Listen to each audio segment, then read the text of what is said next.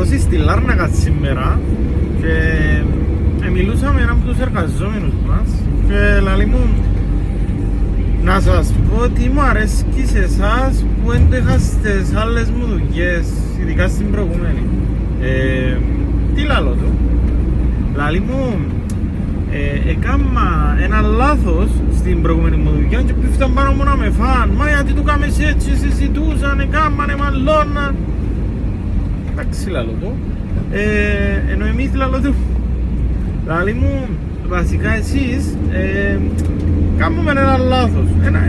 Λογικό, είναι ανθρώπινο. Δουλεύεις, κάνεις, να κάνεις κάτι που θα αρέσει του άλλου ή ένα διαφορετικό, να κάνεις ένα λάθος. Το θέμα είναι ότι και τα λάθη είναι μέσα στο παιχνίδι. Δηλαδή, να κάνεις λάθος, να το βελτιώσεις, να έχεις πώς να οσάσεις και προχωράς.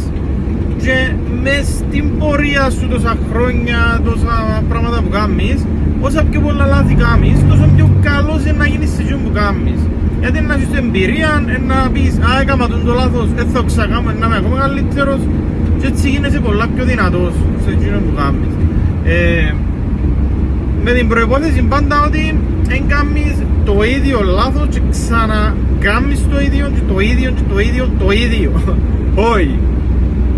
Διαφορετικά λάθη τουλάχιστον που εντζίνα που μας εξελίσσουν, γιατί γίνεσαι καλύτερος όσα λάθη κάνεις και όσο δουλεύεις έναν άνθρωπο να κάνεις τα λάθη σου.